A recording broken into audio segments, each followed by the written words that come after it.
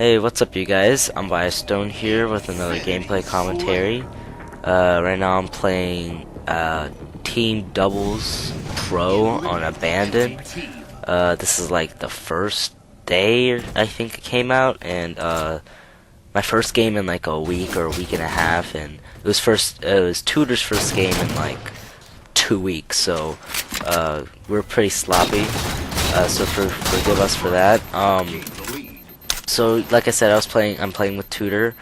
We won we won by a fair amount in this game. It was like 300 to maybe 150 or something like that. Anyway, so what I want to talk about is what they did with doubles and how you want to play this game type now. So first off, if you're playing doubles pro, that means you won't have any radar. There will be fixed, like, preset loadouts. It's BR Magnum, DMR Magnum, Carbine. I'm not sure. Maybe the Plasma Pistol. I honestly, I have no idea. So you got those loadouts to choose from. Usually I go DMR because it's just way overpowered. But if you're feeling good about yourself, you could use the BR.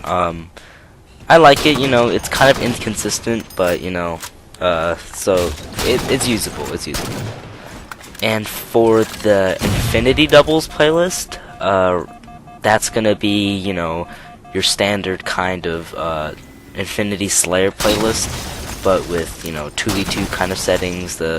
You're still gonna have your traditional ordnance drops, but another thing that's different, instead of like they still do have static kind of timers for weapons, but in Doubles Pro those weapons will be consistent. Like in this case, the sniper will always be up. I think it's like every 2 minutes at the beach, and same goes for the railgun. So that would be like the same timers would be in Infinity Slayer. It'll just be different. Like it'll just be random weapons every time. So I like that they have, you know, kind of your timing weapon spawns again, like in Doubles Pro. I really like that. It really makes you, you know, kind of need to practice and need to get good in order to just obtain good weapons. By the way, ignore this part. It's just me failing on jumps. So don't, you know, judge me or something. Anyway, so I like how you're forced to time weapons again in order to control them. I did read, however, a new bulletin that came out today. They said that the crazy, like, incineration cannons and rocket launchers that you would get with ordnance drops and Infinity Doubles, those would be like taken out and balanced out with some of the, you know, kind of smaller weapons that are not too crazy to be, so it's playable. So that's good. So let's get into the actual game right now. I know I've been kind of rambling for a couple minutes, but anyway, probably the most important thing in doubles is communication.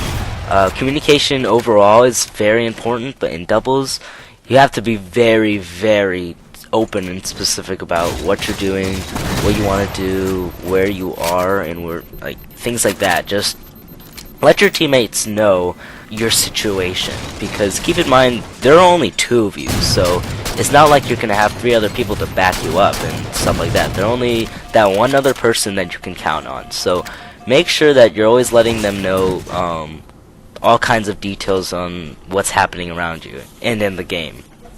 So very important, always call out to your teammates. Always call out where the enemy is, so you can, you know, make plays according to that. Right here, Tutor's doing a very nice job of calling out where they are and, you know, what their shields are and what their health is, so I can just come in and kind of clean them up and help them out. And you'll see that multiple times during this video. You'll see a lot of times Tutor will be perhaps hiding behind a rock or something because he's one-shot, and I'll just come in and kind of pick off the other players that he left.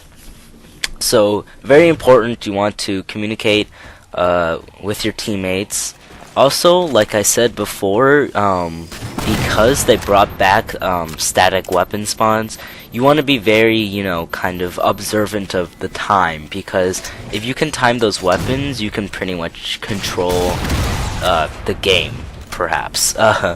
So make sure you're timing those weapons.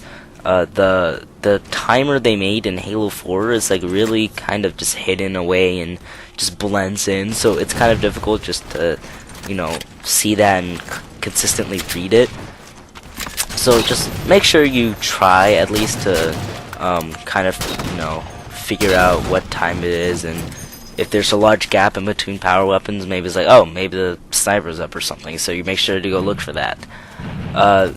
Although it's not that necessary because they have those little waypoints above the weapons, but it's still better to get up set up for when they're about to come up. Alright, so here, for team doubles, especially doubles pro, since you don't have a radar, a lot of people are going to be wanting to just try and sneak up on you and just beat you down a couple times, which happens to me a fair amount of times in this game. It's kind of annoying, but you know, I should have been more observant. I got a just phantom grenade that comes in and kills me right there, but that's not important.